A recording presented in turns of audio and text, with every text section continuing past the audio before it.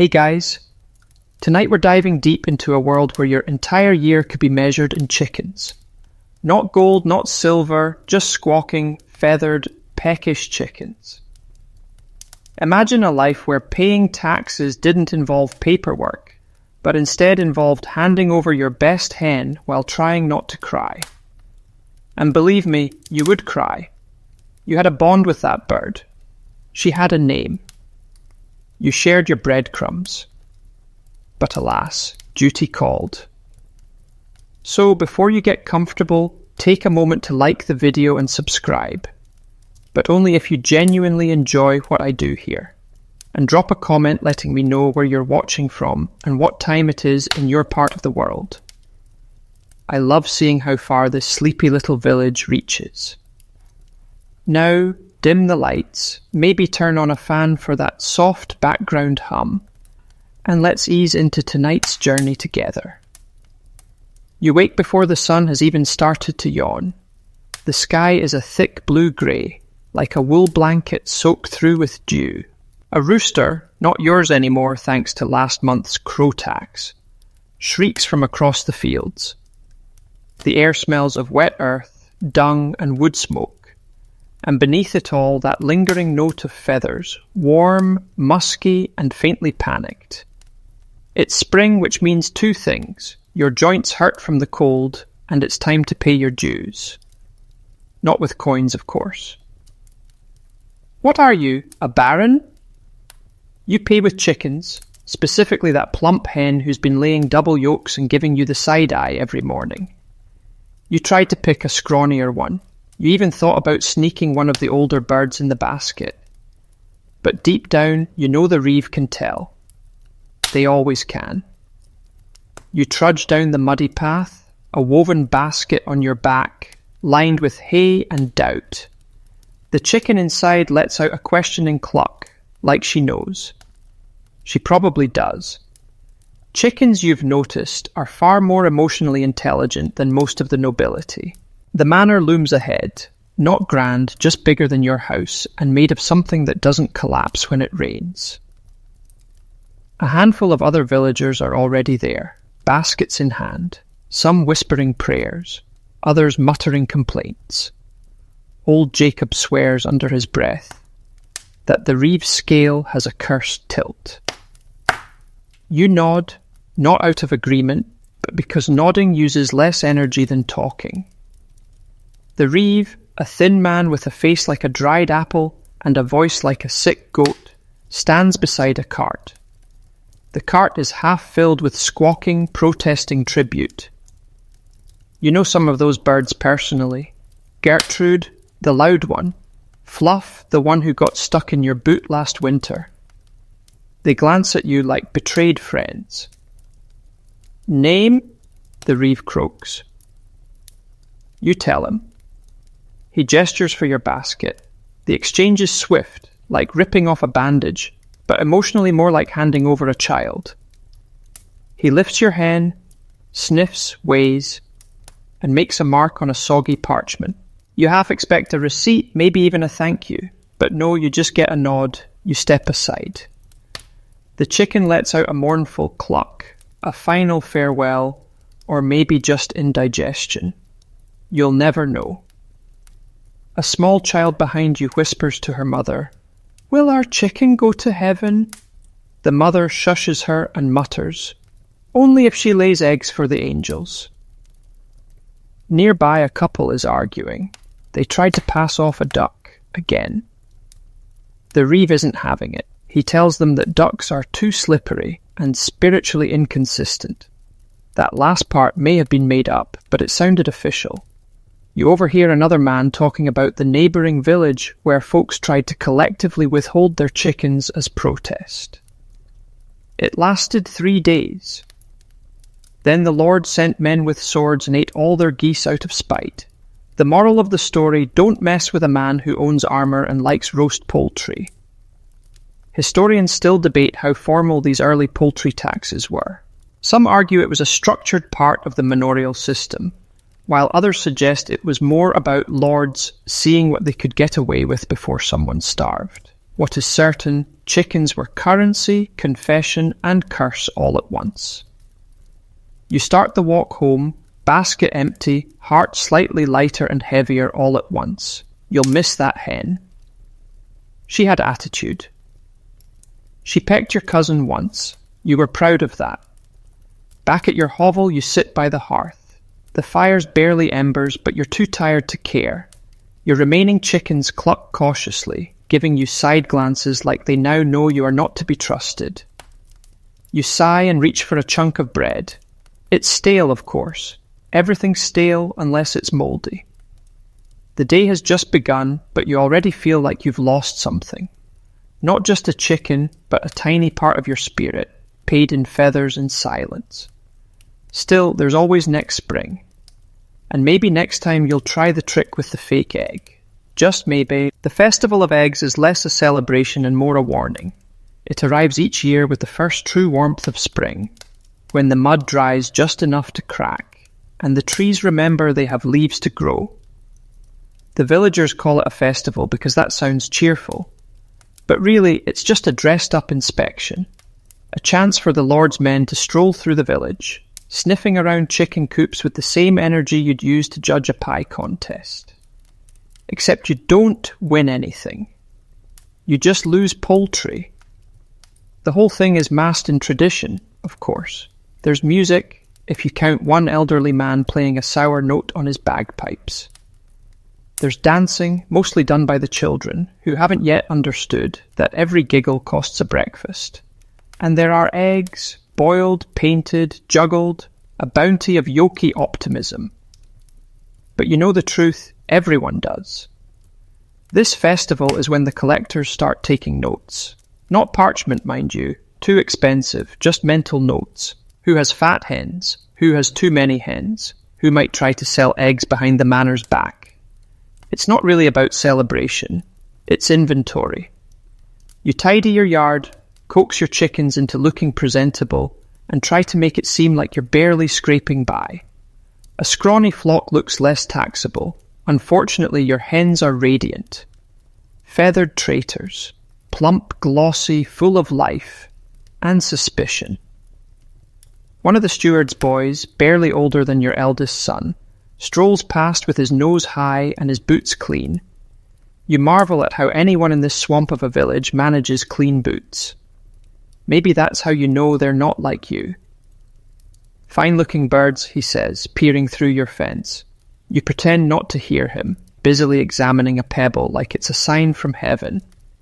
He makes a mark on a waxboard and moves on.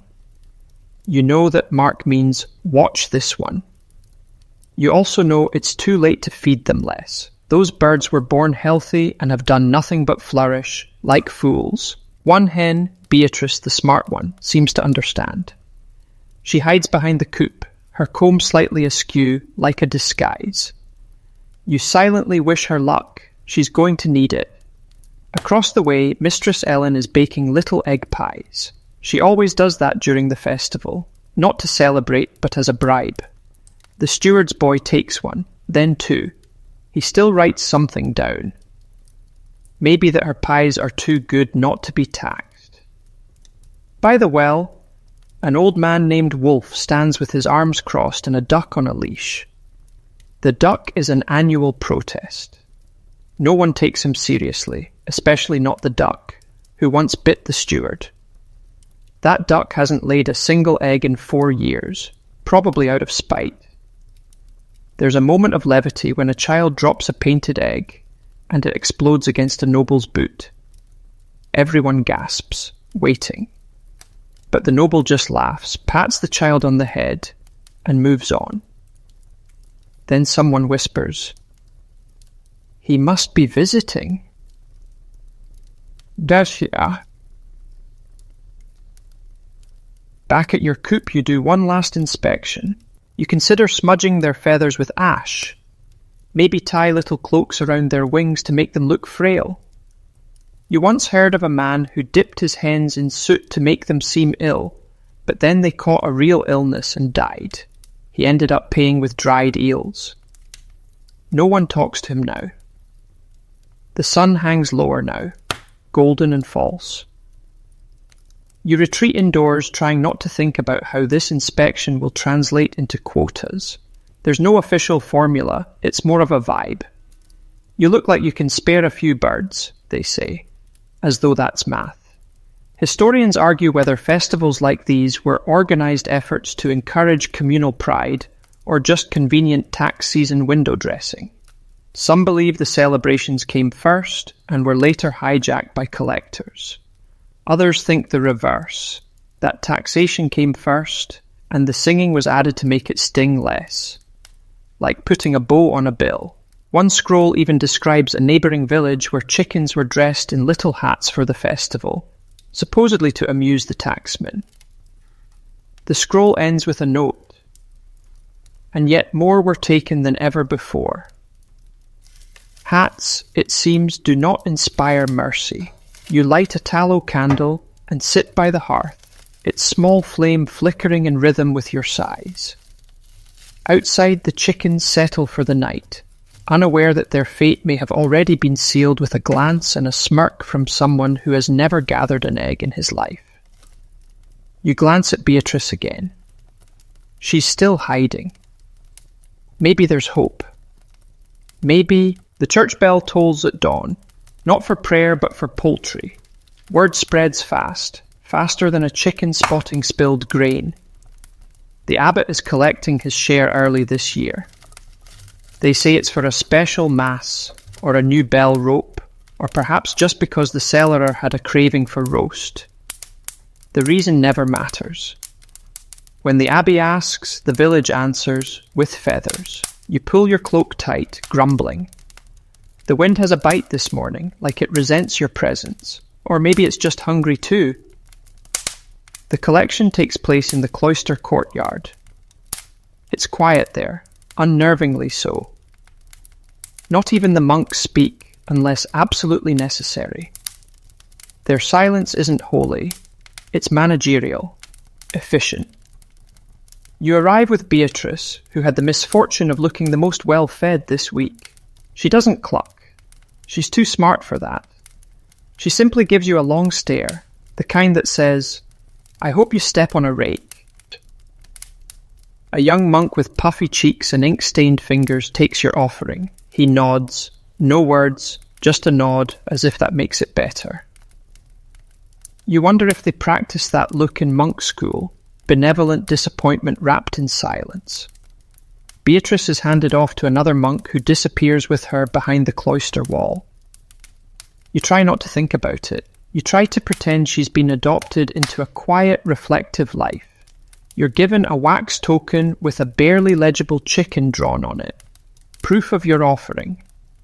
You consider biting it like a coin, but it's too soft and a bit sticky. You tuck it into your pocket and hope it doesn't melt by the fire. Near the abbey gates, a group of children watch the proceedings with wide eyes.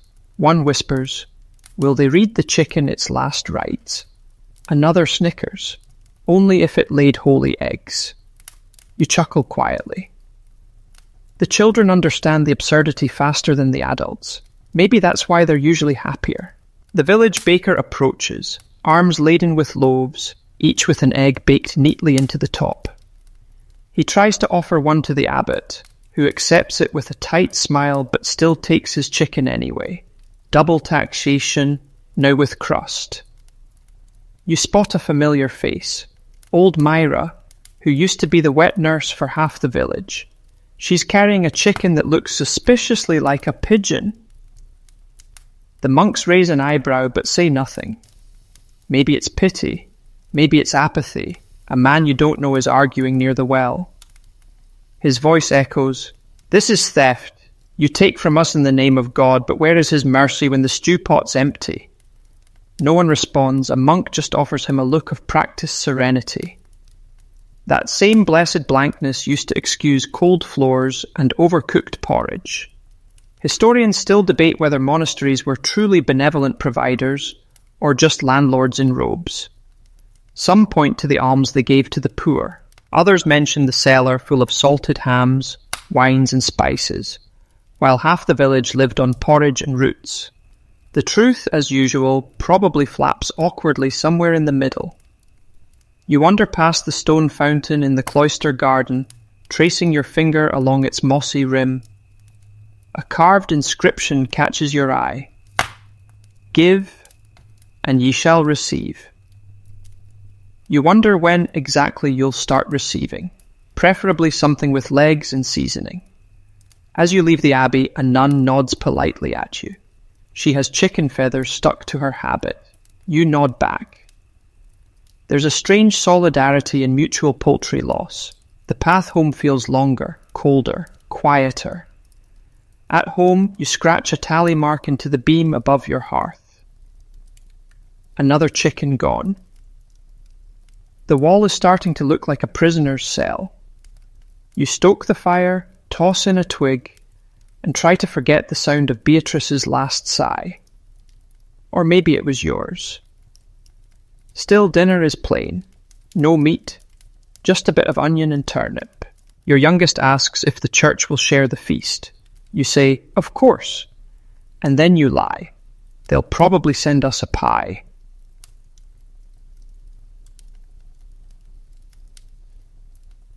He smiles. You don't. The morning sun creeps over the village like it's embarrassed to be seen. You wake to the sound of hooves, heavy, deliberate. That can only mean one thing. The manor reeve is making rounds, and today he's brought the weighing cart. The cart itself is a ramshackle contraption with squeaky wheels and a scale that's seen better centuries. It always travels with two men, one to weigh, one to frown. Both carry sticks, not for hitting necessarily, just for pointing. Men with sticks never need to explain themselves. You step outside, blinking at the sudden glare. The road is already muddy again, thanks to last night's rain. Of course it rained. The thatch on your roof still leaks, but only directly over your bed. You see the cart stopping at Mistress Ellen's house. You watch as she brings out a bird so skinny, it practically whistles in the wind. The reeve squints, pokes it, shrugs. A few mutters are exchanged, and the bird is dropped in the collection sack like a sack of laundry. Ellen glares daggers at their backs, but says nothing. No one ever says anything out loud. Complaints cost extra. Your turn comes sooner than you'd hoped. The cart lurches into place in front of your yard. The scale sits crooked, like it has opinions. The reeve doesn't greet you. He simply gestures with his stick. You bring out your offering, a modest hen named Pip. She's not flashy, not scrawny, just right. You'd miss her, but not weep. That's the trick. Offer just enough to look cooperative, but not enough to regret. They set her on the scale. The weights clink. The reeve scowls. The other man grunts. You brace yourself. He jots something onto a stained wooden tablet, nods, and makes a huffing sound that could mean anything from adequate to prepare to be fined later. You nod in return, the universal sign of please leave without inspecting the rest of my coop. Before they go, they inspect your fence, your compost pile, even your pile of turnips. One of them pokes at the pile with the stick, as if expecting a secret hen to fly out. You feign boredom while silently pleading with the universe that nothing moves. Eventually they trudge on. You exhale. Behind you, one of your chickens sneezes. You shove a bucket over it and walk away like nothing happened. Down the road, the cart stops again. You can't hear the words, but you see the gestures, the waving, the pointing, the inevitable lifting of the stick. Someone is being accused of underweight poultry. Again. Villagers begin to gather at a distance.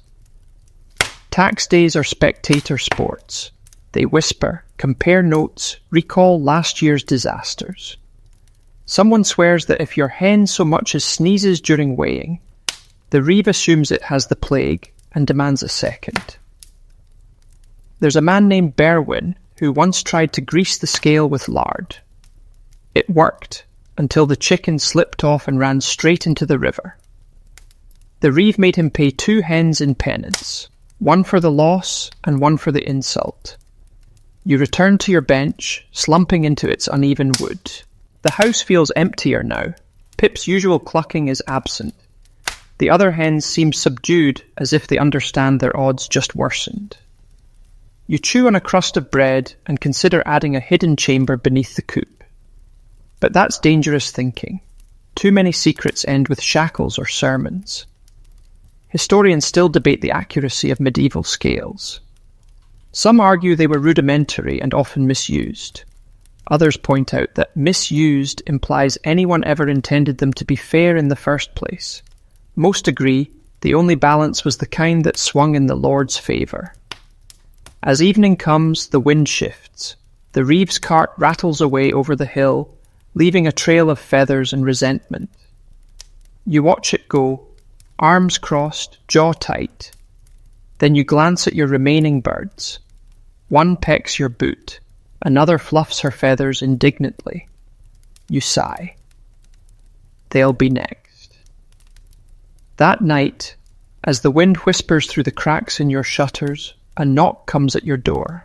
You freeze halfway through gnawing a carrot. Nothing good ever follows a knock after dark. Not in your part of the village, not with your kind of roof. You unlatch the door, slow and cautious, and there he stands, the steward of the monastery. He's draped in wool that's too fine for someone who claims to have taken vows of poverty, and his boots don't even have mud on them, suspicious in and of itself. He gives you a warm smile, the kind that says, "I've already decided something terrible for you, but let's pretend this is a conversation." "Evening," he says. "You'll be glad to know the Abbey has extended you a most generous opportunity." That phrase alone makes your stomach ache. Turns out there's a new collection being instituted, an additional spiritual tithe for the health of the flock. Not your flock, their flock, as in the Abbey's metaphorical, theological, possibly imaginary flock. "You'll need to provide," he says cheerfully, "a hen alive with no visible defects, preferably one that sings." You stare at him. "Chickens don't sing." He blinks. "Some do." You doubt that, but you nod anyway, which in tax language is equal to a blood oath. You shut the door and sit back down, staring at your remaining birds. They stare back, unblinking, judgmental. One lets out a soft warble that might be singing, depending on your desperation. In the morning, you pick the one who seems the most presentable. Plump, but not suspiciously so. You name her Mercy on the walk to the Abbey, which is either ironic or optimistic. The steward meets you at the gate like a host at a grim party. He examines Mercy carefully, lifts her wing, checks her feet, gives a little nod. Yes, this one will do nicely. You almost expect him to pull out a lute and start serenading her.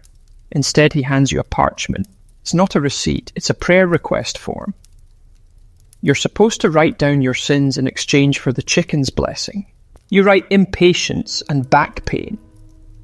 Close enough. The Abbey courtyard is busier than usual. Others have been summoned too.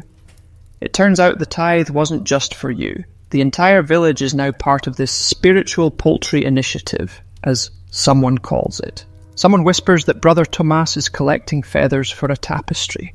Someone else insists it's all about feeding the bishop's falcons. A third claims the Abbey is starting a secret underground chicken race league. No one laughs. That last one's probably true. Historians today still argue over these odd mid-season tithes. Were they religious offerings? Acts of fealty? Thinly veiled grocery lists? One scroll suggests some abbeys simply ran out of patience and started inventing taxes. Another describes a nun who bred prize chickens for blessings, then sold the blessed eggs at market. Smart woman, you drop off Mercy and walk home, rubbing your hands against the chill. Along the road, someone has scratched a message into a fence post. Beware the feather ledger. You don't know what that means, but it sounds accurate. Back at home, the coop is quieter. One less cluck, one more empty spot. You toss a handful of grain, watch your hens scramble for it like they've forgotten their fallen sisters. Maybe that's the key to survival. Short memories and sturdy legs. You lean against the doorframe and whisper to no one in particular. Sing, would you? Just once. Nothing. Just wind.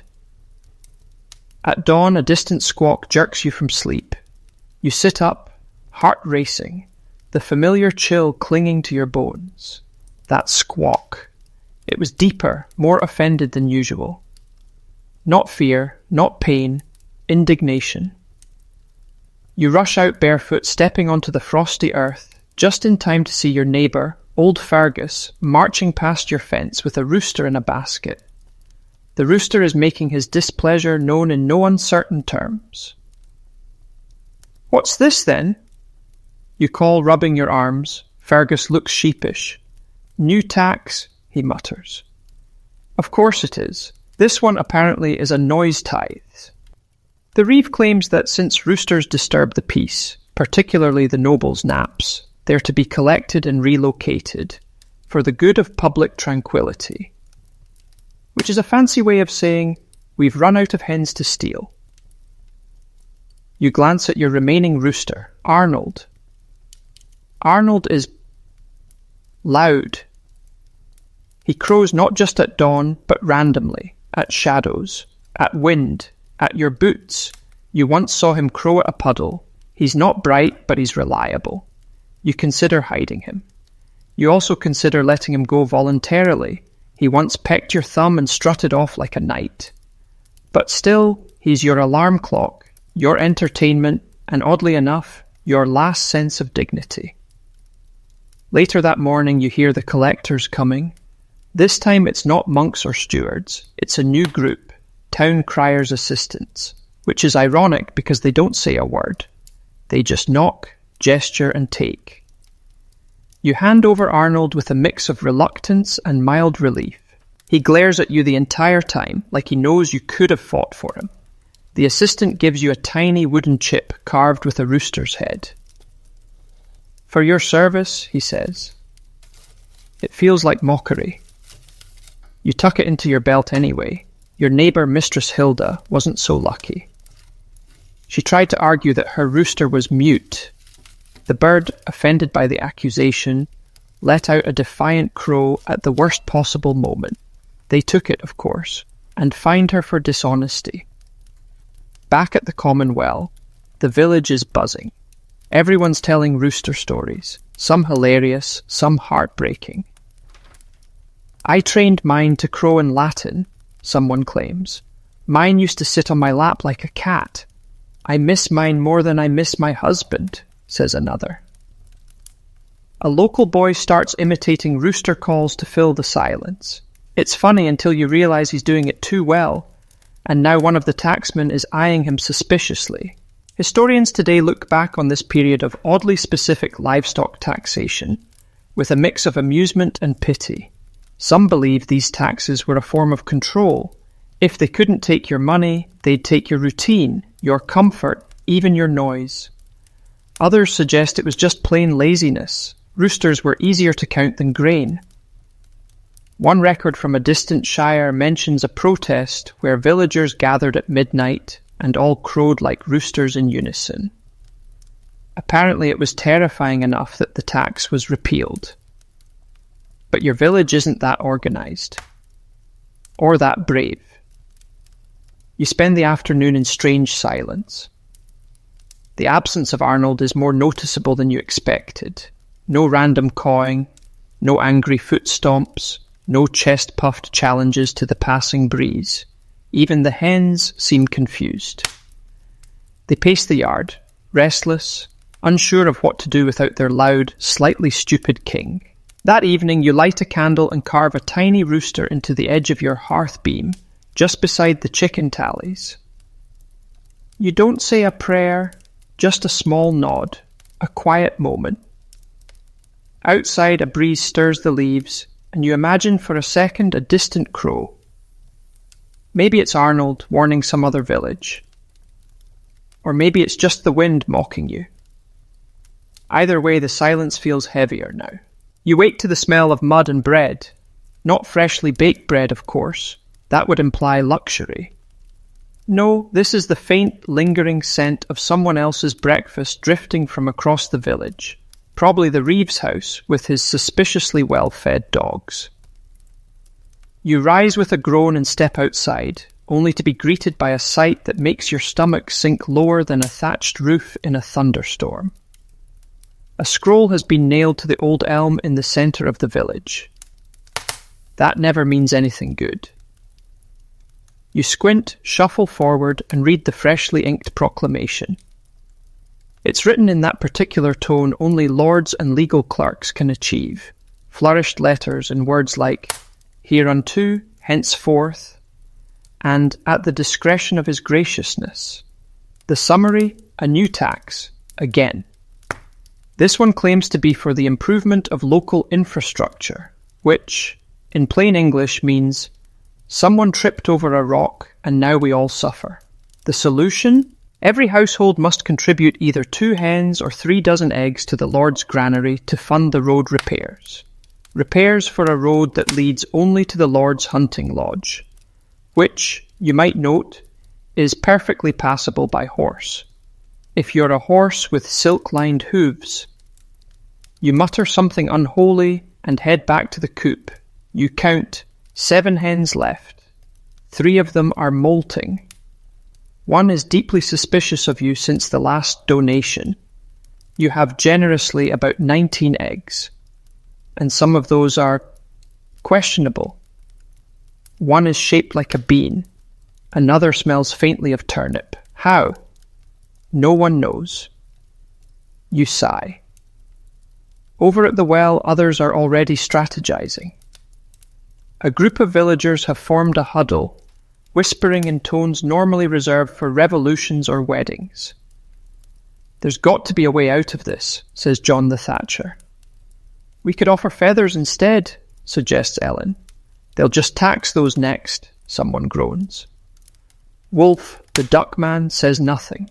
He simply holds up a goose egg the size of a toddler's head and grins like he's cracked the system. That evening the village holds a council, which means people sit around the fire pit sharing complaints and half-cooked ideas.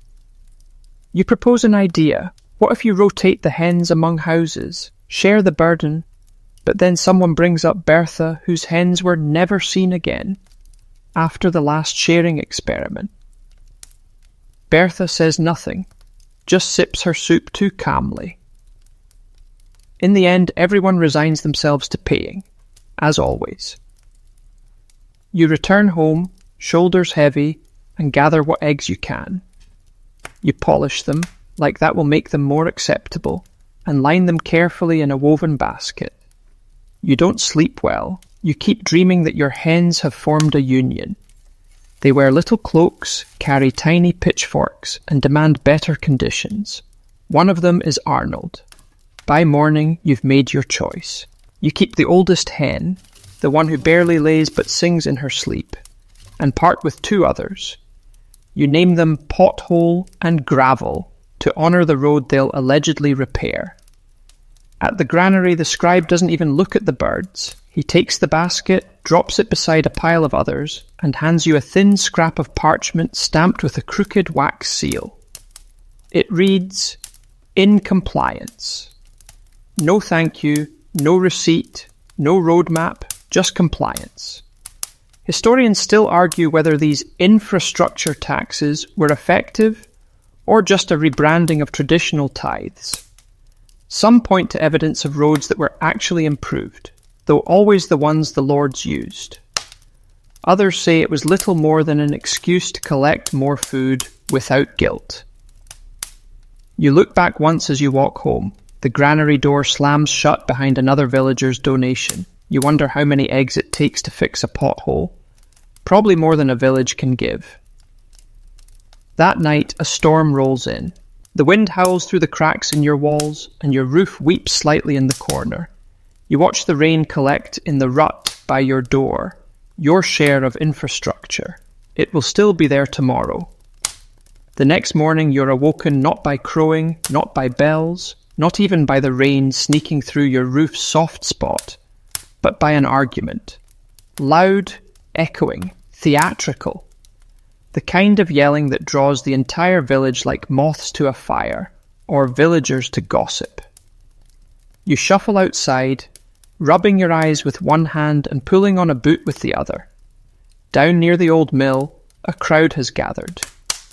At the centre, arms flailing like a man possessed, is Goodman Alder, the village carpenter, who it seems is having a full-blown poultry meltdown. "They took both my hens," he roars, "and I paid last week, with eggs." The reeve stands opposite him, unimpressed, chewing on a piece of straw that looks like it's been chewed since the last harvest. "Not your hens," he says calmly. "The Lord's hens, temporarily in your care." That phrase sends a ripple of laughter through the crowd. Not from the reeve, of course. The reeve has never laughed in his life. His face looks like it forgot how. "I raised those hens from chicks," Alder yells. "They knew my voice." "Well," the reeve replies, "they'll learn a new one." You wince. That's cold, even for tax talk. Apparently the latest decree states that any loaned animals from the Lord's personal stock can be recalled at any time, especially if the Lord's hunting guests have expressed a desire for fresh poultry dishes. Meaning, if you've ever accepted a hen gifted at the winter feast, you're now expected to return it. Cooked, or better yet, alive and plump, so the castle cooks can do their bloody art. You think back. 2 winters ago, you were given a scrawny, half-bald hen wrapped in a piece of rough cloth as a gift from the manor.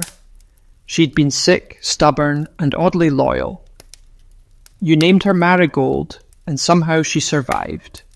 Now she lays every 3rd day and sleeps on your hearth like a cat. You never imagined that gift came with strings, but of course it did. Everything from the manor comes with strings, usually around your neck. You slip back inside, heart pounding, and peek at Marigold. She opens one eye, blinks slowly, then tucks her beak under her wing. You can't let them take her. Down at the mill, Alder is being dragged away by 2 young men in mismatched armour. His protests fade into the wind. That evening the village is quieter than usual. No one wants to talk about it, but everyone is thinking the same thing. What counts as yours anymore? Ellen has already sent her children out to scatter the chickens in different parts of the forest, hoping they'll look wild if caught. Berwin claims he's training his to bark like dogs. Wolf says nothing, just smiles and feeds his duck a strawberry. You consider hiding Marigold under the floorboards. But then you remember the rat problem and decide she deserves better. Instead, you tuck her into a basket and set her beside your bed. If they come, you'll at least be able to lie convincingly and say, "I've no birds left, sir." A shame. Historians still debate the fairness of medieval gift-giving from the upper class. Some argue it created obligation disguised as generosity. Others believe it was a manipulative tool. Give a hen, build goodwill, reclaim the hen later when meat's scarce. Either way, villagers like you were left wondering whether that winter blessing was really just a time-delayed tax. Before you sleep, you place your palm gently over Marigold's feathery back. She stirs, makes a low chirp, and settles again. You whisper, "They're not taking you, not you." Outside, the wind shifts again. You listen. No one's knocking. Yet. 2 days pass, and just when you begin to relax, just when you start to believe that maybe, just maybe, they've forgotten about the loaned hen clause, you hear the bell. Not the church bell, the manor bell.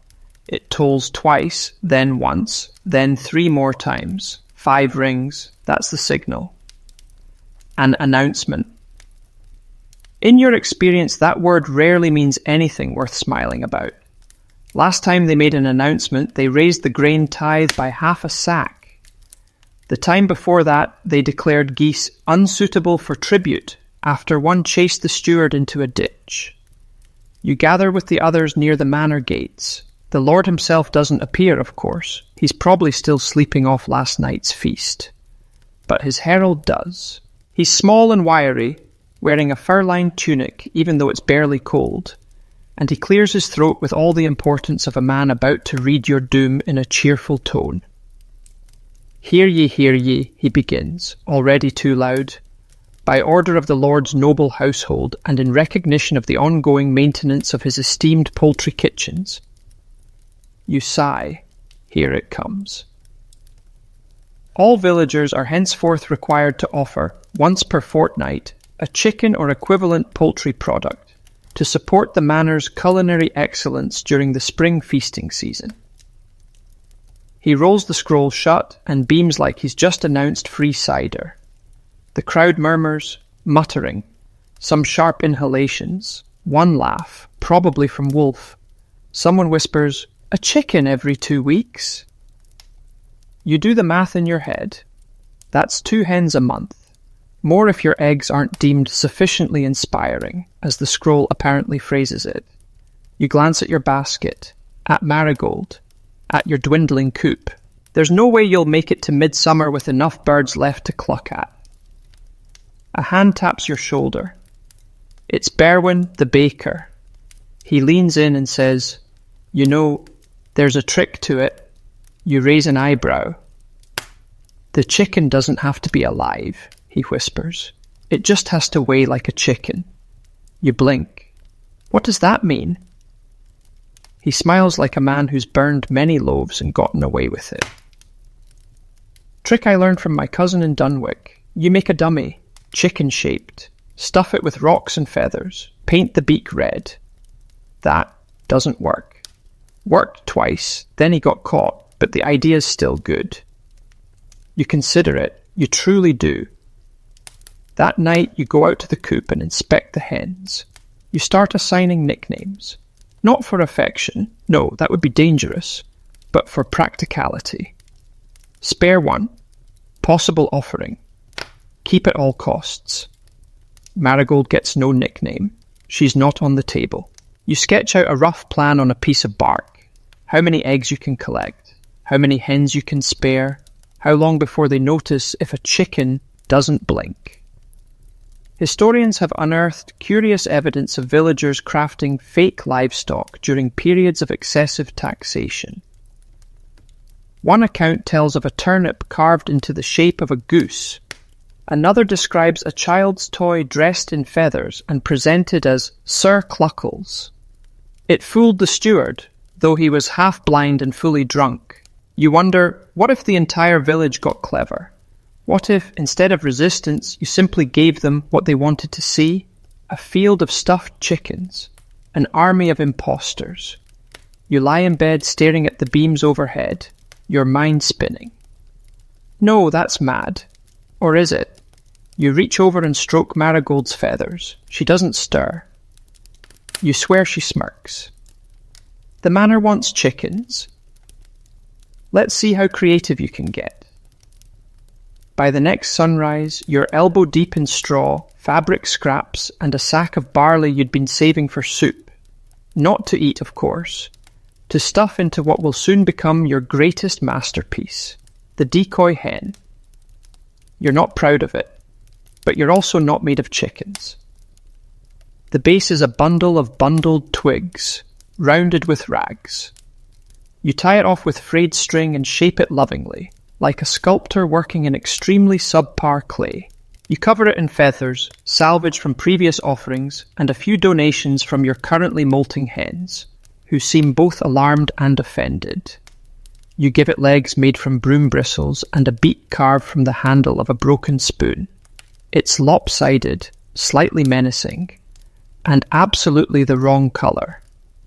But from a distance, in poor lighting, to a steward with poor eyesight and no sense of humour, it might just pass. You name it Lady Clucksworth. Wolf stops by in the afternoon, sees her propped on your windowsill, and nearly drops his duck. "Good God, man," he gasps. It looks like it saw something. It's meant to look confident, you mutter. It looks haunted. You add more feathers. Just before sunset, you wrap Lady Clucksworth in a bit of burlap and make your way to the granary. There's a new man collecting this week. Young, freckled, clearly new to the job. Perfect. You hand over the bundle. He lifts one corner, sees feathers and shape, and nods. Looks healthy. You nod. Everyone nods. He jots your name down in charcoal on the ledger. Then hands you a token stamped with a chicken foot. You don't know if it's meant to be symbolic or just lazy. Back home, you sit by the hearth in triumph. You've done it. You've scammed the system. Sort of. The feeling lasts precisely one day, because the next morning a man in dark robes comes knocking, bearing a new decree. Starting this week, all offerings of poultry must now be accompanied by a musical performance. You reread the parchment twice. It doesn't change. Apparently one of the Lord's guests, some minor noble with poetic tendencies, thought it charming when a peasant woman sang while handing over her hen. Now it's policy. You must now sing your chickens into tribute. You stare at the scroll, then at your coop, then at the heavens. Why, you ask aloud, not to anyone in particular. The clouds don't answer. Later that day, you gather with your fellow villagers in hushed, horrified conversation. I can't sing, Ellen admits. I croak like a frog. My voice cracks like a splitting log, someone else groans. Berwin suggests learning harmonies, forming a sort of poultry choir. You suggest simply humming. Wolf says he plans to deliver his duck with a whistle and a cartwheel. No one questions him anymore. The idea is laughable, absurd, but still non-negotiable. Failure to comply will result in double taxation or worse, a mandatory performance review. Historians remain baffled by this particular record, a short-lived but very real policy enacted by a certain minor lord in the early 14th century, requiring songful offerings of feathered tribute. It was repealed after a chicken panicked during a villager's off-key ballad and fled into the noble's dining room. The result was reportedly chaos. You spend the evening writing lyrics by candlelight. You compose a lullaby to trick your hen into thinking this is all perfectly normal. You rehearse, quietly, horribly. Marigold listens with one eye open and for the first time looks genuinely concerned for your well-being. You tell her not to worry. You've outwitted them once. You'll do it again, with feathers and falsetto. The morning of your debut arrives with fog so thick you could lose a pig in it. Fitting, really. Like the world itself is trying to hide what's about to happen. You step outside, clutching your bundle. One very real chicken. You've decided not to risk Lady Clucksworth again, not while there's singing involved. And a crumpled piece of parchment with your carefully written lyrics. You clear your throat. Once, twice. You sound like a frog choking on a biscuit. But there's no turning back now. The granary courtyard has transformed into something between a tax queue and an amateur concert. Villagers line up holding hens, ducks and geese, some with crude instruments, flutes, lutes, and one suspiciously well-worn tambourine that's been passed down since the last fertility festival. A board leans against the wall with a fresh message, ink still gleaming. Tuneful tribute. A chicken offering must be accompanied by at least 8 measures of melody. And beneath, in smaller writing, no bawdy songs, no dirges, no Gregorian chants unless properly licensed.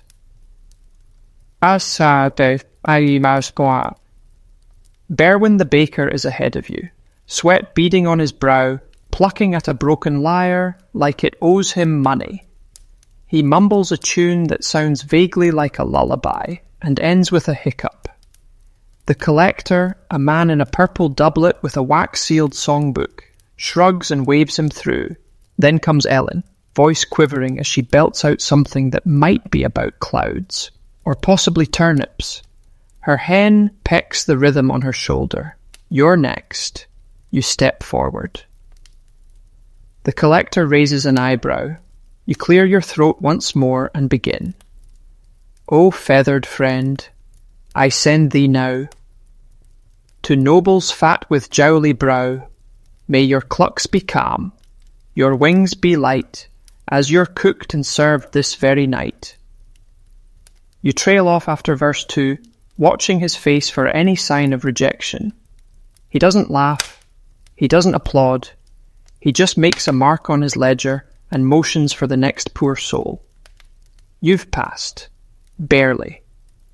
You hand over the hen, Marjorie this time, and walk away as quickly and silently as dignity allows. Behind you, someone begins playing a recorder with the enthusiasm of a wet cat. Back home, you collapse on your stool and bury your face in your hands. The coop is quieter again. You've lost another. You try not to care. You fail. That evening, the village is unusually musical. Songs echo over the fields, some in tune, some completely adrift, some deliberately off-key in protest. Children make up silly verses. Henrietta flew to France, wore a feathered party pants. It doesn't make sense, but at least it rhymes. A few elders grumble that this is all a distraction. Today it's singing, tomorrow they'll want poems, one mutters, spitting into the fire, then interpretive dance. Historians have indeed found records of short-lived creative tribute systems throughout medieval Europe.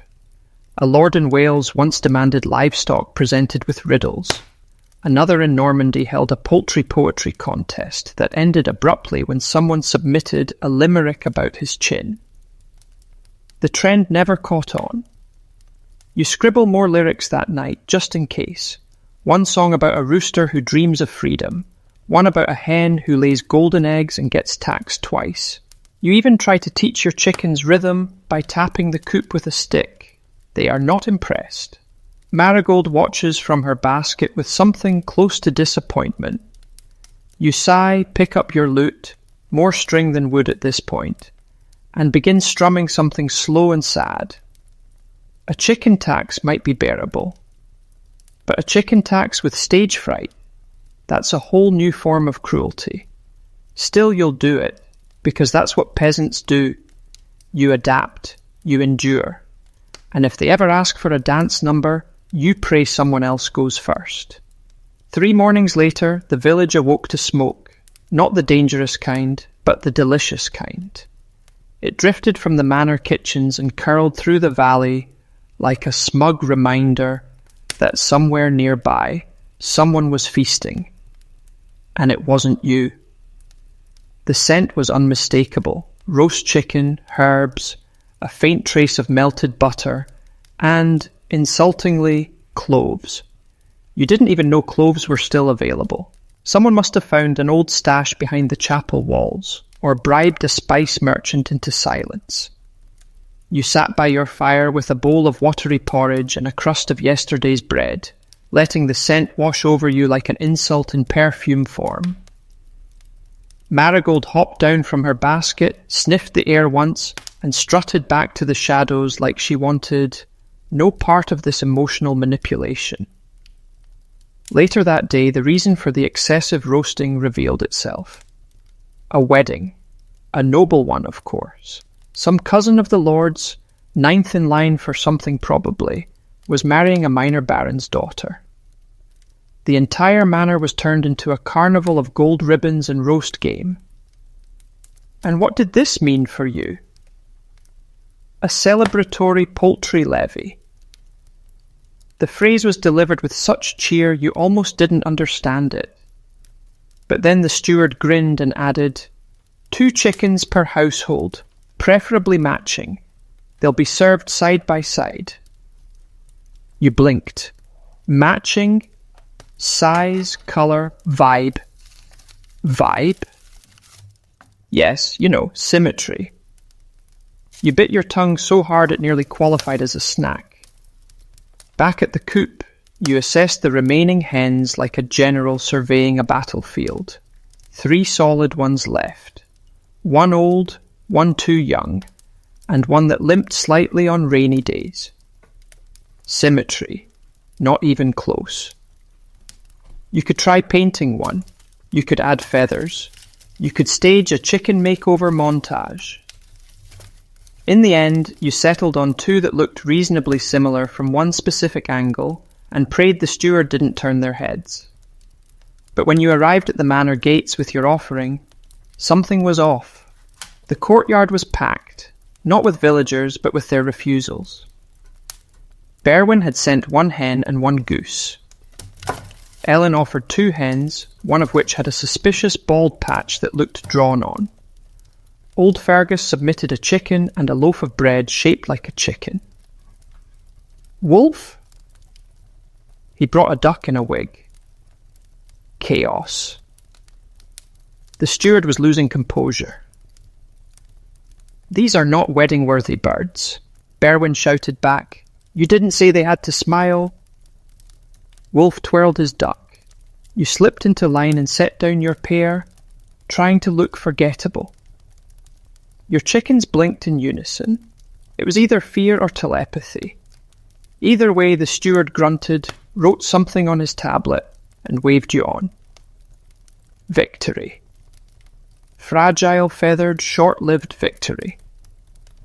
Back home, the mood was sour. "They'll eat better today than we will all season," someone muttered by the well. "Will we at least get leftovers?" another asked. A pause. Then laughter, bitter and loud. That night you dreamt of the wedding feast, long tables groaning with platters, wine flowing like streams, nobles toasting with grease on their lips. In the dream your chickens wore tiny hats and performed a waltz before being carried off by servants with golden forks. You woke up angry. Historians still argue over the wedding tax tradition. Some believe it was a holdover from Roman feasts. Others say it was simply opportunism in velvet robes. There's a surviving letter from a 13th century cook begging for fewer peacock requests and more chickens, the workhorses of the oven. You sip your bitter tea and glance at Marigold. She's pecking gently at the hearthstone, perfectly unaware that she is once again the last hen standing. You whisper, "Don't match anyone, ever." She fluffs her feathers like a queen. She understands, she always has. The frost set in early this year. Not the polite kind that paints the grass in silvery lace and disappears with the sun, but the deep kind. The kind that climbs into your boots, stiffens your fingers, and bites your nose every time you exhale. And with the frost came hunger.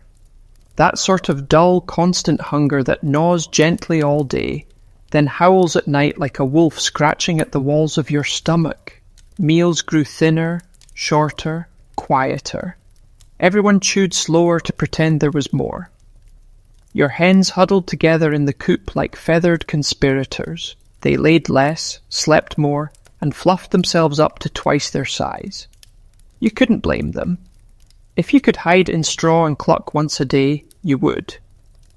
Marigold, ever defiant, still strutted out each morning to peck frost from the trough like it owed her money.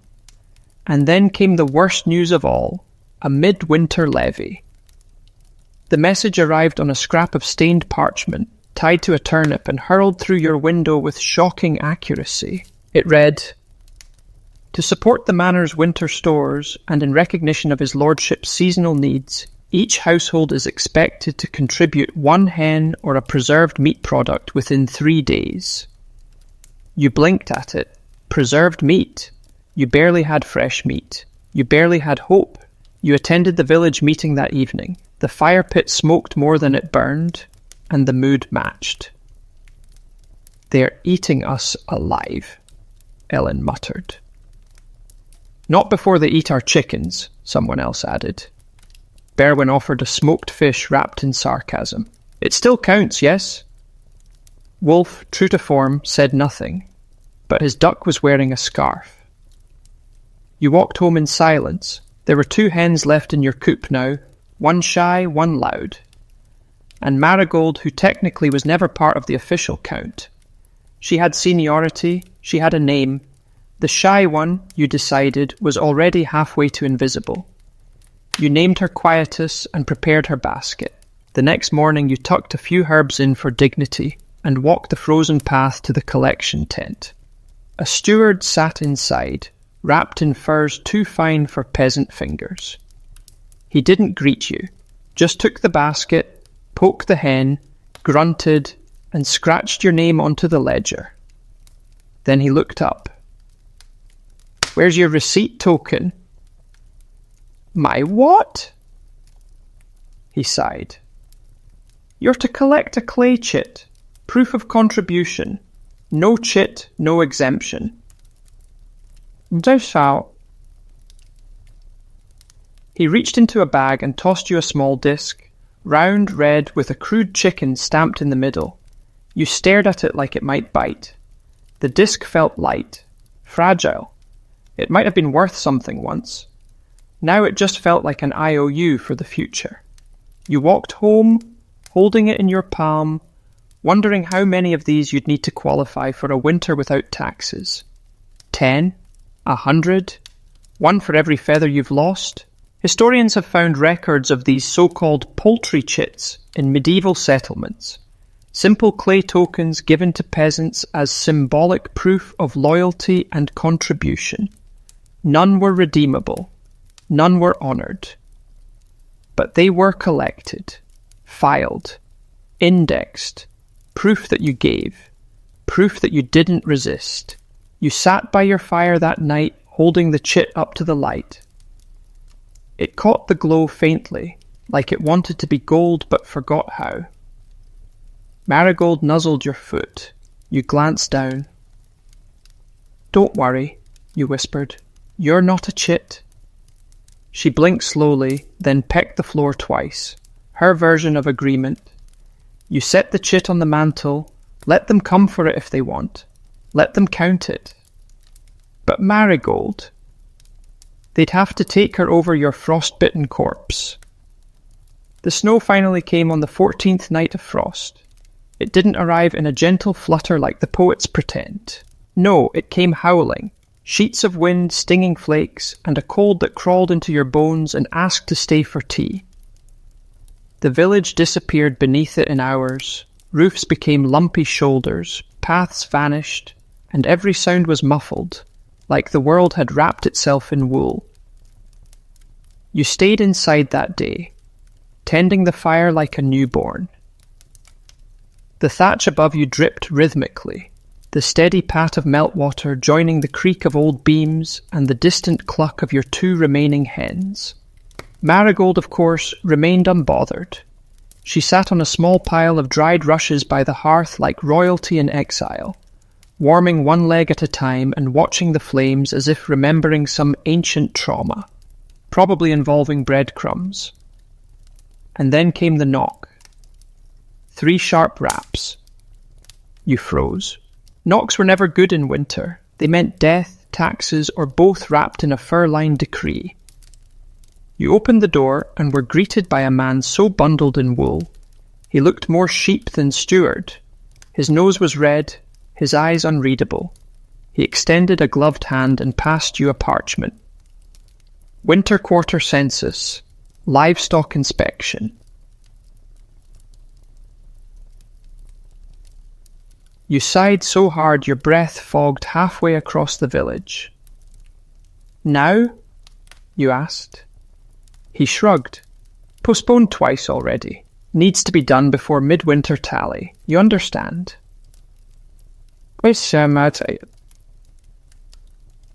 You did. Unfortunately, the census was how they counted what you had left, so they could decide what they could still take. You had until morning. That night you sat beside your hearth and watched the chickens sleep. They'd huddled together in the corner, round as snowballs, occasionally twitching in their dreams. You considered hiding one. Or both. But hiding hens wasn't like hiding coins or bread. They moved. They clucked. They left evidence. Instead, you got clever. You borrowed straw from Ellen, soot from the chimney, and a pair of old baby shoes from a chest you hadn't opened in years. You set to work disguising one of the hens. Ugly Agnes, as you called her now. You fluffed her feathers backward, dabbed soot under her beak, and tied one baby shoe gently over her left foot. She looked ridiculous. But ridiculous wasn't the goal. The goal was undesirable. By dawn you were ready. The census men arrived with clipboards and cold hands. They inspected your roof, leaking, your stores, depressing, your boots, cracked, and then your coop. You showed them the two hens, Marigold proudly upright, and ugly Agnes looking like a tax break with wings. The younger census man tilted his head. That one okay? You shrugged. Walks in circles. Makes square eggs. He blinked. Square? Don't ask. Some say it's a curse. The older man nodded solemnly, wrote something on his slate, and moved on. You nearly fainted with relief. Historians found notes from winter census records that mention fowl of dubious quality and hens exempt due to obvious enchantment. Some tax collectors, it seems, would rather not invite curses into their paperwork. After they left, you sat by the fire, holding Marigold in your lap, stroking her warm feathers. You see, you whispered, you don't need a tax plan. You need bad fashion and worse eggs. She cooed softly, as if pleased. Outside, the snow kept falling. Inside, the fire burned low but steady. And for the first time in weeks you felt like you'd kept something. Not out of rebellion, not out of trickery, but out of sheer stubborn love for one grumpy, winter-proof hen. You leaned back, exhaled, and muttered, If they ask for a feather audit next, I'm moving into the woods.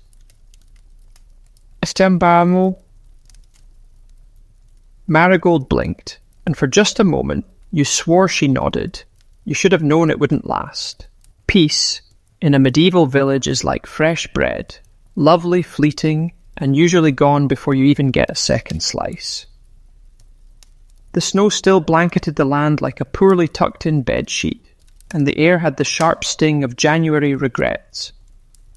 But just as your shoulders began to unclench and your belly adjusted to surviving on soup made mostly from turnip water and memory, a new announcement arrived. This one wasn't on parchment.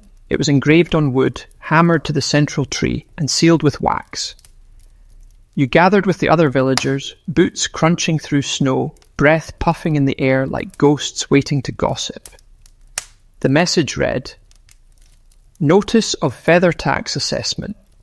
In light of reduced egg yields and high demand for warm bedding in the manor, each household is hereby required to submit a bundle of usable feathers, equal to the stuffing of one adult-sized pillow, by the next full moon. You reread it, then you reread it again. Feathers. They wanted feathers now, not eggs. Not hens, just the soft, downy proof that something used to live in your yard. Ellen spoke first. What if we don't have enough? Berwin snorted. What do you think happens then? Wolf offered his usual contribution, silence and a dramatic eye roll. His duck, now molting, looked nervously at a passing wind. You returned home in a daze. Your coop was still intact. 2 hens remained, the newly dubbed Ugly Agnes and Marigold, whose feathers, notably, were among the fluffiest in the village. You stared at her. She stared back. A soft breeze rustled the coop's thatch roof, and Marigold's down shifted in the light like a feathered halo. You sighed deeply, then spent the next 3 days gathering. You searched the corners of the coop, the cracks in the floor, the folds of old cloaks. You borrowed from neighbours. You offered Wolf 2 onions for a handful of duck fluff. You even regretfully trimmed Ugly Agnes's tail. It wasn't enough. By the final night, your bundle was only half full. So you made a decision, a questionable, morally grey, possibly cursed decision. You clipped one wing of marigold, not plucked, not stripped, just a gentle snip of a few molted feathers she no longer used. She squawked once, gave you the death glare of the century, then waddled off to sulk beneath your bed. You whispered apologies into the darkness for hours. At dawn, you presented your bundle, a lumpy pillow-sized sack tied with twine and seasoned with guilt. The steward poked it, squeezed it, smelled it for some reason, then grunted, wrote your name on the list, and handed you a slip of parchment. Redeemable for one partial exemption in the next poultry cycle, he said. Like that was a prize. You tucked it into your belt, already soggy from snow. That night the village sat around half-frozen hearths, discussing the Feather Futures Market. A joke so bleak it was funny. Ellen planned to train her hens to molt on command. Berwin spoke of feather-stuffed shoes. Wolf just declared, "I'm teaching the duck to knit." Historians have debated whether the feather tax was real or apocryphal. Some believe it originated in especially harsh winters when noble families lacked down bedding. Others think it was just another layer of absurdity in a system that saw peasants as both workforce and warehouse. Back in your hut, you found Marigold on the windowsill, watching snow fall in soft silence. You offered her extra grain. She pecked it once, then turned her back to you. Forgiveness would take time. You sat beside her watching the snow coat the earth once again. Your life, it seemed, would always be measured in clucks, fluff, and compromise. But for now, at least for now, no one was knocking. A week passed, the snow stayed, the taxes didn't, because, naturally, a new decree arrived. You were outside mending the coop door with a piece of bent iron and a prayer, when a boy from the manor trotted by on a too-fat pony, tossing scrolls like breadcrumbs. One landed squarely in your firewood pile. It smoked at the edges before you plucked it free. You unrolled it slowly, already bracing yourself. It read, "Notice of Household Inventory, Spring Preparation Census. In order to better assess the manor's needs and ensure fair distribution of communal resources, each household must present a complete list of food stores, livestock, and unused assets by week's end." Unused assets. You laughed once sharply, like you'd swallowed a pebble. What precisely did they imagine you had just lying around? A secret cow, a room full of truffles, a gold-plated chicken hiding behind the kindling. You stepped inside, eyes still on the scroll. Marigold blinked at you from her perch. She seemed unimpressed. You sat at the table, dipped your quill into the inkwell, which had frozen slightly, and began your inventory. 1/2 sack of barley, lightly haunted. 3 onions, slightly judgmental. 1 wedge of cheese, untrustworthy. 2 hens, Marigold, employed. Agnes, emotionally complicated. 0 pigs, cows, sheep, or hope. 1 pair of boots with more hole than sole. A stick with potential. A clay chit worth nothing but regret. Approximately 4 working teeth. You paused. Crossed out 4. Wrote 3.5. When the inspector arrived, bored, damp, and smelling faintly of pickled cabbage, you handed him the list. He skimmed it, raised 1 eyebrow. "Is this meant to be humorous?" "It's meant to be honest." He muttered something about peasant sarcasm and wrote minimal assets, possible exaggeration, on his own sheet. You watched him poke around the hut, glance in your cupboard, lift the edge of your mattress like he expected to find a sack of gold hiding beneath your straw ticks. When he checked the coop, Marigold stared him down with such intensity he actually stepped back. He left without taking anything. You considered it a win. Later that evening, word spread that the inventory wasn't just for bookkeeping. The manor planned to redistribute unused stores to those in greater need, which, as everyone knew, meant the kitchen of the northern tower, where the stew always smells suspiciously rich. Berwin raged. "They took my entire jar of pickled radishes," Ellen cried. "They said my extra boots were excessive. I only have 2 feet." Wolf somehow lost a chair. He didn't explain. Historians today interpret these household censuses as a form of soft pillaging, framed as fairness, executed as quiet theft. Records from the 14th century show complaints filed by villagers who lost an entire winter's yeast, or woke up to find their door missing. You sat by your hearth that night, sharpening a stick that would never be a proper spear but made you feel marginally better. Marigold hopped onto the table, pecked the inventory list, and promptly pooped on it. You didn't even flinch. "Agreed," you said. Outside, the wind howled like it knew something you didn't. Inside, you added one final item to the bottom of your parchment. One chicken smarter than anyone gives her credit for. She fluffed her feathers. You leaned back in your chair, the fire crackling softly. Spring was coming, probably with taxes. But for now you had warmth and a hen with opinions. That would do. Spring, when it finally arrives, does so with all the subtlety of a man falling down a well. The snow doesn't melt, it evaporates. The mud bubbles up in places you didn't know existed. Your thatch roof sighs, collapses slightly inward, and dumps 6 weeks' worth of gilt and pigeon droppings onto your table. The chickens, however, seem delighted. They stretch, they strut, they lay eggs like it's a competitive sport.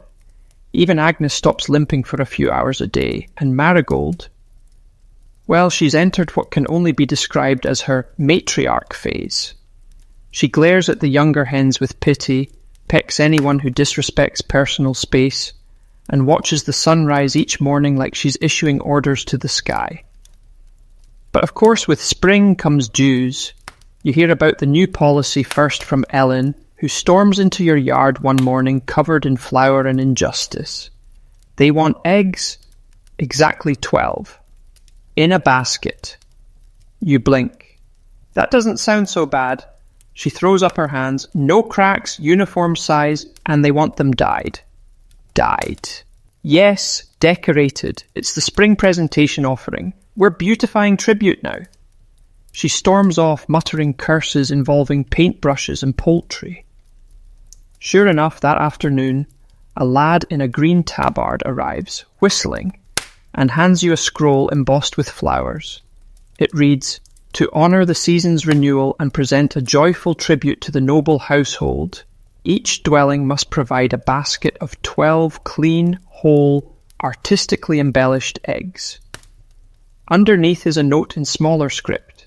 No skulls, no heretical symbols, and no depictions of Lord Farnsworth riding a goose, please. You cough to hide a laugh. That last one was likely Berwin's doing. So that night you set to work.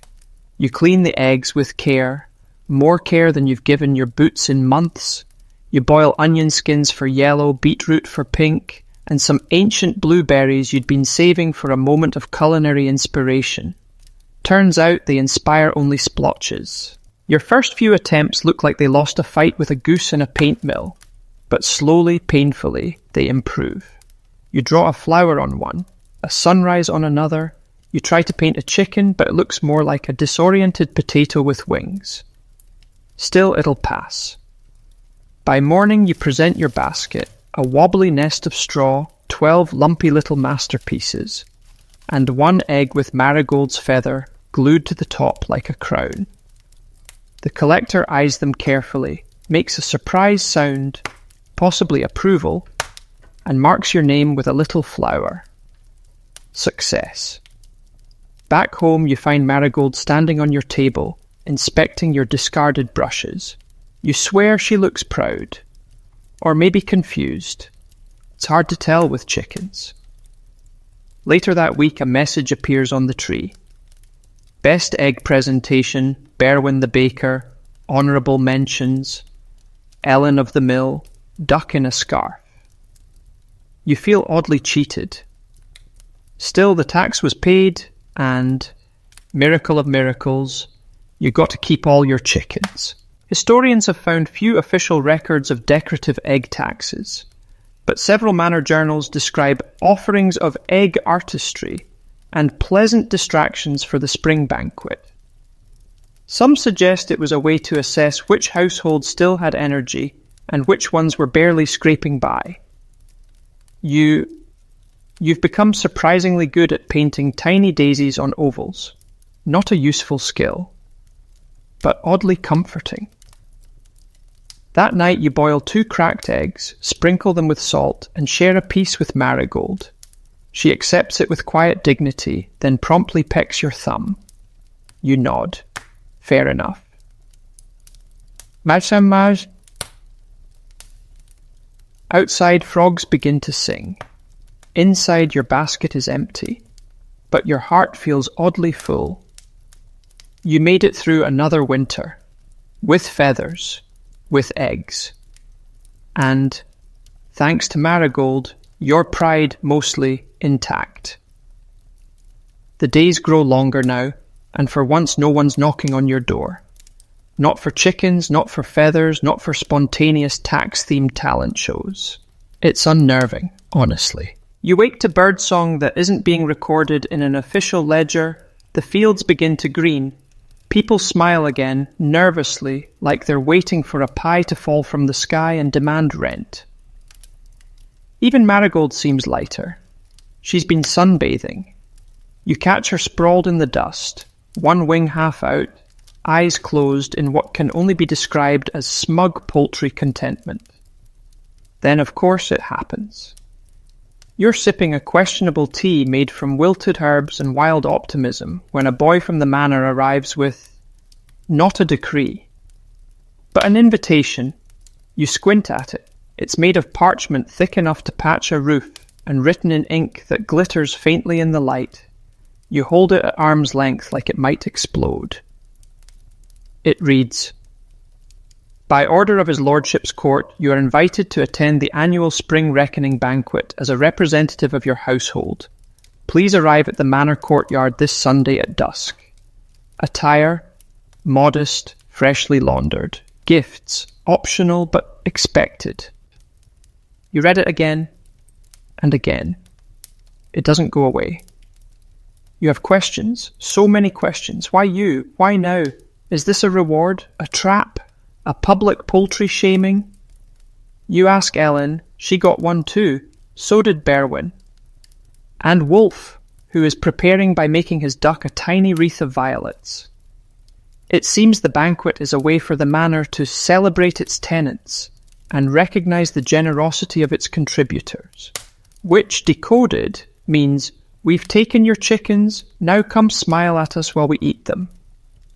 Still you go, because you're curious, and because, if nothing else, there might be bread. You scrub your cloak as best you can, trim your beard with garden shears, and brush Marigold for good luck. "I'm not taking you," you tell her. She glares. At the gate, you're ushered in with surprising warmth. Candles line the path, music drifts from inside. The tables are laden with food, roasted root vegetables, honey cakes, cider that isn't watered down. It's intoxicating. The lords sit on a raised platform, dressed like embroidery come to life. They nod, wave, barely acknowledge you beyond the occasional grunt. The steward clinks a goblet. "To the tenants, our feathered friends." You stiffen, but the speech, shockingly, is not insulting. It's full of flowery nonsense about communal resilience and shared bounty. You zone out halfway through and focus on the apple tart in front of you. Then comes the parade. Yes, a literal procession of decorated chickens. Apparently someone at court thought it would be charming to dress up tribute hens in ribbons and present them like royal guests. You nearly choke on your cider when you recognise one. Agnes, still limping, still mildly lopsided, but there she is, wearing a tiny cape and pecking at the noblewoman's hem with alarming purpose. You cheer silently. Later, someone tries to ask if your household would be willing to submit a recipe using gooseberries and old bread. You reply that your specialty is turnip surprise, where the surprise is it's always just turnip. They stop asking questions after that. By the end of the night, you're full for the first time in months, full and tired. They give you a parting token of gratitude, a linen napkin folded into the shape of a swan. You use it to wrap a roll for marigold. Historians rarely speak of these banquets. They were equal parts performance and propaganda. But for peasants, they were a strange moment of indulgence, one meal to remember during weeks of chewing hope. You return home by lantern light, the stars bright above, the wind finally soft. Marigold meets you at the door, expects a full report and the roll. You give her both. She pecks your boot, then hops into your lap. You whisper, "I saw Agnes, she hasn't changed." Marigold coos softly. Maybe, just maybe, things are turning. Or maybe you're just fool enough to imagine a better world. Either way, the stars are kind tonight, and no one's taken your chicken. Not today. The next morning, there's a strange quiet over the village. No bells, no proclamations, no boys on ponies throwing scrolls like dramatic pigeons, just bird song, the creak of thawing roofs, and the occasional distant sneeze. It feels suspicious. You step outside, stretch your arms, and sniff the air. No smoke from the manor kitchens, no scent of roasted fowl, no lurking officials in expensive boots. It's unsettling. Like the tax collectors are simply hiding, waiting for you to feel safe before striking again. Marigold doesn't trust it either. She sits under the bench, eyes fixed on the path like she's expecting armoured hooves to thunder past at any moment. You spend the day patching the coop, finally replacing the loose slat that's been threatening to fall since Candlemas. You whistle while you work, cautiously hopeful. And then as the sun lowers, they come. But not to take anything, instead they give. Sort of. The steward returns, this time flanked not by guards, but by two young scribes carrying large baskets. Each basket contains a few small sacks, tied with string and marked with wax seals. He calls the villagers to the centre of the green, clears his throat, and reads from an official-looking scroll. By decree of his lordship, and in honour of this year's successful feasting season, the manor extends its benevolence to its loyal tenants with the offering of spring restitution. These modest provisions are a gesture of goodwill and ongoing partnership.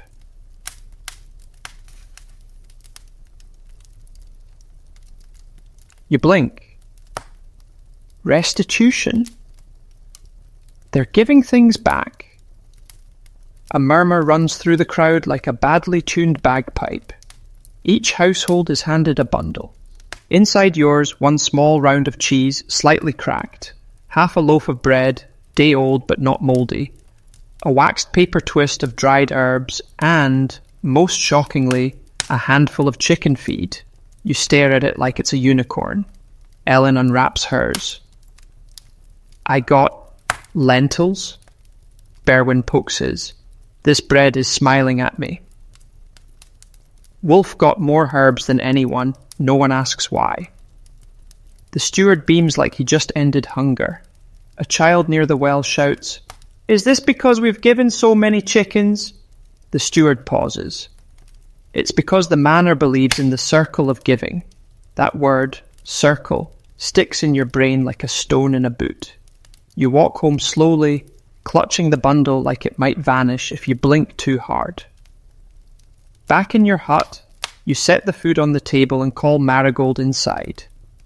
She sniffs the feed once, then delicately pecks a kernel. Then another. She seems puzzled, but not displeased. You place a pinch of the herbs in your pot and heat the water. As it simmers, you sit beside the hearth and wonder, is this balance? After months of feather counting, egg painting, and musical poultry handovers, is the manor actually, finally, offering something back? Historians might call these restitution baskets an early form of rural appeasement, a way to keep the peasantry just hopeful enough to not burn down the gate. There is mention of such gifts in scattered records, always small, always late, but enough to whisper the illusion of fairness. You stare at your pot. It smells like possibility, not a feast, but not nothing. And that's something. Marigold hops onto your knee. Her belly is full. Her feathers have begun to shine again. You look out the window as the last light fades and realize, for the first time in a long time, no one has asked you for anything today. No demands, no levies, no riddles or ribboned hens. Just a moment of stillness. You exhale slowly and whisper, mostly to yourself, maybe we'll make it after all. Marigold lets out a sleepy cluck. You both believe it, almost. The full moon arrives cloaked in silver mist, casting a pale shimmer over thatched roofs and muddy lanes. The village is quieter than usual, not with fear, but with something rarer, contentment. You rise before dawn, as always, but this time there's no dread in your bones, just the ache of old joints and a curious peace. Marigold is already awake. She sits in the coop doorway like a sentinel, fluffing her feathers in the moonlight. You nod to her. She blinks slowly, an acknowledgement between two survivors. The next morning you do something outrageous. You take the day off. No firewood chopping, no roof patching, no petition writing to protest the pigeon levy you hope isn't real. Instead you brew tea, slice the last of the bread, and step outside to sit beneath the greening tree beside your door. The same one that's borne every decree, every notice, every absurd request for poultry-shaped art. Today it's just a tree, no scrolls, no wax seals. Just buds, leaves, and birds who haven't been catalogued. Ellen walks by with a basket of real eggs. No dye, no feathers glued on, no performance involved. She waves. Berwin is singing, loudly, off-key. You let it pass. Even Wolf lets his duck roam free for a few minutes. It chases a butterfly. It's oddly poetic. You sip your tea, then you spot it. At the far end of the path, barely visible through the sunlight and shadows, a chicken. Not one of yours, but clearly escaped. It struts with great purpose, left, then right, then circles a cart, hops up onto a windowsill, and stares directly at you. It's Agnes. Of course it is. You rise slowly, walk over, and extend your hand. She squawks once and hops down, leading you on a slow, waddling journey through the village lanes, past the mill, past the chapel, past the crumbled old well. Then she stops in front of an abandoned coop, one that belonged to the shepherd who left last fall. She scratches the ground once, twice, and lets out a low cluck. You peer inside. One egg. Warm. Perfect. No ledger, no steward, no debt, just a gift. You scoop it gently into your pouch and whisper, "You always had flair, didn't you?" Agnes blinks, then walks away without explanation. You return home, slip the egg into your basket beside Marigold's latest offering, and realize something extraordinary. You have enough. Not much, but enough. For now.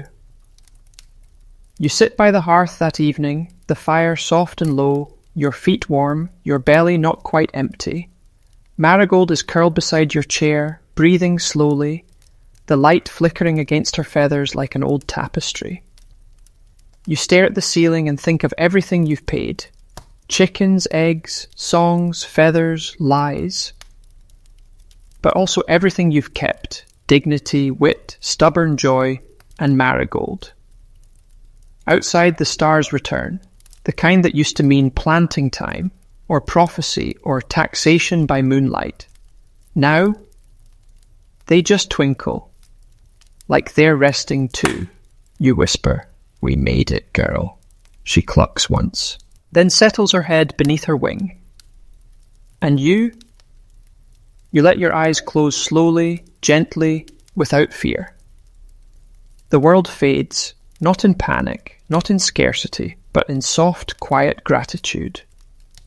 A breeze brushes the shutters, a hen dreams nearby, and sleep at long last comes easy. End of script. Sweet dreams.